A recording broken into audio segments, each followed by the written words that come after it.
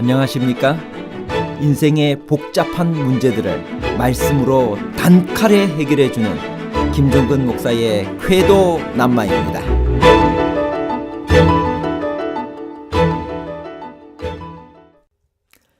만약 지금 내게 엄청난 양의 땅과 작은 땅 중 하나를 선택하라고 한다면 과연 어떤 것을 선택할까요? 내가 나이와 직위가 더 높은데 선택권을 후배에게 양보할 수 있을까요? 분쟁이 일어났을 때 아브라함은 롯에게 어떤 제안을 했나요? 소돔과 고모라를 찾아간 롯의 선택은 일시적인 이득이었나요? 아니면 아브라함이 선택한 땅이 축복받은 곳, 즉 영원한 이익이었나요? 일시적인 이득과 영원한 이익에 관한 복잡한 문제를 하나님 말씀의 가르침으로 명쾌하게 해결해 드리겠습니다. 가나안으로 돌아온 아브라함과 롯에게 어떤 문제가 발생했나요? 창세기 13장 5절에서 6절입니다. 아브라함의 일행 롯도 양과 소와 장막이 있으므로 그 땅이 그들이 동거하기에 넉넉하지 못하였으니 이는 그들의 소유가 많아서 동거할 수 없었음이니라. 아브라함은 육축과 은금이 풍부한 가운데 가나안으로 돌아왔습니다. 롯은 아직도 그와 함께 있었고 그들은 다시 베델로 가서 전에 세웠던 제단 곁에 그들의 장막을 쳤습니다. 그들은 재산이 증가됨에 따라 어려움이 증가되었음을 곧 발견했습니다. 목초가 두 사람의 가축대와 양떼에게 충분하지 못했으므로 두 사람의 목자들 사이에 자주 분쟁이 일어났고 그들의 주인들에게 와서 해결책을 구했습니다. 그들이 헤어져야 함이 분명했습니다. 분쟁이 일어났을 때 아브라함은 롯에게 어떤 제안을 했나요? 창세기 13장 8절에서 9절입니다. 아브라함이 롯에게 이르되 우리는 한 친족이라 나나 너나 내 목자나 내 목자나 서로 다투게 하지 말자. 내 앞에 온 땅이 있지 아니하냐. 나를 떠나가라. 내가 좌하면 나는 우하고 내가 우하면 나는 좌하리라.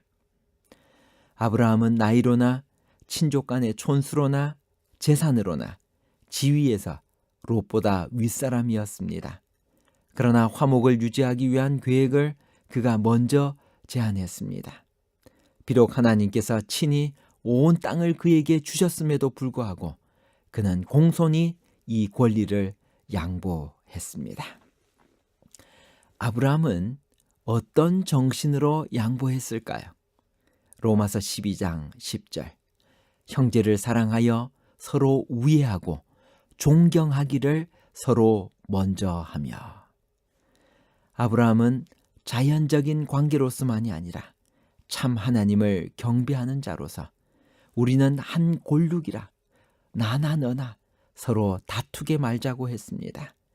온 세계를 통하여 하나님의 자녀들은 한 가족이므로 사랑과 화해의 동일한 정신이 그들을 지배해야 합니다.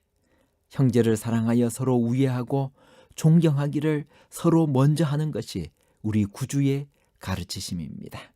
한결같은 예절, 곧 남이 우리에게 해주기를 바라는 대로 남에게 해주고자 하는 자원하는 마음의 개발은 인생의 불행을 절반으로 근절시킬 것입니다. 존대의 정신은 사탄의 정신입니다. 그러나 그리스도의 사랑을 품은 마음은 자기 자신의 이익을 구하지 않는 사랑을 소유할 것입니다. 그런 사람들은 각각 자기 일을 돌아볼 뿐더러 또한 각각 다른 사람들의 일을 돌아보라는 하나님의 명령에 귀를 기울일 것입니다. 영적인 사람은 보다 높은 원리를 따라 살며 이 세상의 일시적인 이득을 넘어 영원한 이익을 바라봅니다. 아브라함은 그와 그의 조카 사이에 불화와 분쟁을 발생시키려는 사탄의 목적을 좌절시킴으로써 이를 성취했습니다. 청취자 여러분, 여러분은 어떤 원칙에 의해서 살고 계십니까? 이 세상의 일시적인 이득입니까? 아니면 하늘을 바라보며 영원한 이익을 바라보며 사십니까? 결국 롯은 어떤 땅을 선택했나요? 창세기 13장 10절에서 12절입니다. 이에 롯이 눈을 들어 요단 지역을 바라본즉 소알까지 온 땅에 물이 넉넉하니 여호와께서 소돔과 고모라를 멸하시기 전이었으므로 여호와의 동산 같고 애굽 땅과 같았더라. 그러므로 롯이 요단 온 지역을 택하고 동으로 옮기니 그들이 서로 떠난지라. 아브라함은 가나안 땅에 거주하였고 롯은 그 지역의 도시들에 머무르며 그 장막을 옮겨 소돔까지 이르렀더라. 롯이 번영한 것은 아브라함과 동거하였던 덕택이었지만 그는 자신의 은인에 대하여 감사하는 마음을 나타내지 않았습니다. 그가 아브라함에게 선택권을 양보하는 것이 예절이었으나 예절은커녕 그는 이기적으로 선택권의 이점을 다 차지하려고 노력했습니다.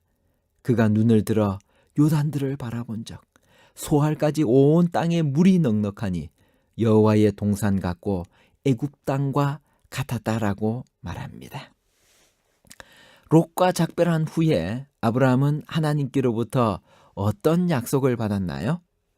창세기 13장 14절에서 18절까지 있는 말씀입니다. 롯이 아브라함을 떠난 후에 여호와께서 아브라함에게 이르시되 너는 눈을 들어 너 있는 곳에서 북쪽과 남쪽 그리고 동쪽과 서쪽을 바라보라. 보이는 땅을 내가 너와 내 자손에게 주리니 영원히 이르리라. 내가 내 자손이 땅의 티끌 같게 하리니 사람이 땅의 티끌을 능히 셀 수 있을진데 내 자손도 세리라. 너는 일어나 그 땅을 종과 횡으로 두루 다녀보라. 내가 그것을 내게 주리라. 이에 아브라함이 장막을 옮겨 헤브론에 있는 마므레 상수리 숲에 이르러 거주하며 거기서 여호와를 위하여 제단을 쌓았더라. 롯과 작별한 후에 아브라함은 온 땅을 주신다는 약속을 주님께로부터 다시 받았습니다. 이 후에 그는 곧 헤브론으로 옮겨 마므레 상수리 숲을 아래 장막을 치고 그 곁에 주님을 위하여 단을 쌓았습니다. 감람나무 숲과 포도원, 곡식이 물결치는 들판, 그리고 작은 산들을 둘러싼 넓은 방목지가 있는 고원지대에 거주하면서 그는 단순한 족장 생활에 크게 만족했으며 롯이 차지한 소돔 골짜기의 위험스러운 사치는 바라보지도 않았습니다. 아브라함은 유력한 군주요 현명하고 유능한 어른으로서 북은 민족들에게 존경을 받았습니다. 그의 가만은 저절로 이웃 사람들에게 퍼져나갔습니다. 그의 생활과 품성은 우상 숭배자들과 현저하게 달라 참된 신앙을 위하여 큰 감화를 끼쳤습니다. 하나님께 대한 그의 충성심은 확고부동한 동시에 그의 친절과 자비심은 사람들의 신임과 우위를 두텁게 했고 그의 꾸밈없는 위대함은 존경과 영예를 차지했습니다. 그의 종교는 빈틈없이 지켜지고 그 소유자만이 즐기는 귀한 보물처럼 간직되지 않았습니다. 참된 종교는 그와 같이 간직될 수 없으니 그런 정신은 복음의 원칙과 반대되기 때문입니다. 그리스도께서 마음 가운데 거하실 동안에는 그분의 임재하시는 빛을 가릴 수 없으며 그 빛을 어둡게 할 수도 없습니다. 반대로 날마다 영혼을 둘러싼 이기심과 죄악의 안개가 의의 태양의 밝은 광선에 의하여 흩어지게 될 때 그 빛은 점점 더 밝게 빛날 것입니다. 그래서 그는 그가 받은 빛대로 다른 사람들에게 그 빛을 반사하며 하나님의 사랑을 나누며 참된 그리스도인으로 살아갔습니다.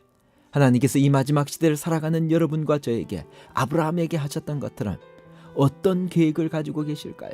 마가복음 16장 15절 또 이르시되 너희는 온 천하에 다니며 만민에게 복음을 전파하라.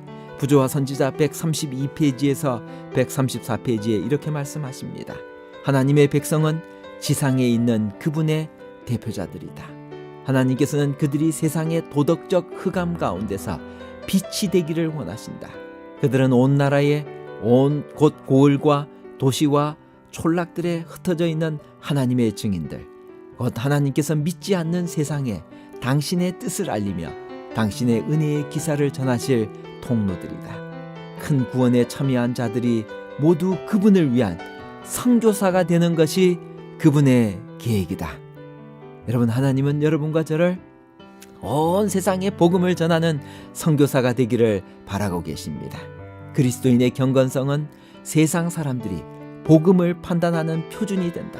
끈기 있게 참아내는 시련, 감사함으로 받아들이는 축복, 온유, 친절, 자비, 습관적으로 나타나는 사랑 등은 품성을 통하여 세상 앞에 비추는 빛들이며 타고난 마음의 이기심에서 오는 어두움과는 대조를 이룬다. 결론입니다. 첫 번째, 목초가 아브라함과 롯의 가축대와 양떼에게 충분하지 못하였으므로 두 사람의 목자들 사이에 아주 자주 분쟁이 일어났으며 그들의 주인들에게 와서 해결책을 구했습니다. 그들이 헤어져야 함이 분명했습니다. 두 번째, 육적인 사람 롯은 일시적인 이득만을 생각하여 소돔과 고모라를 선택했습니다.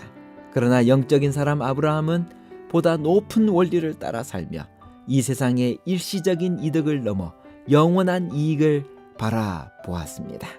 세 번째, 하나님께서 우리 각자를 향해 가지고 계신 계획은 그분을 위한 선교사가 되는 것입니다. 감사합니다.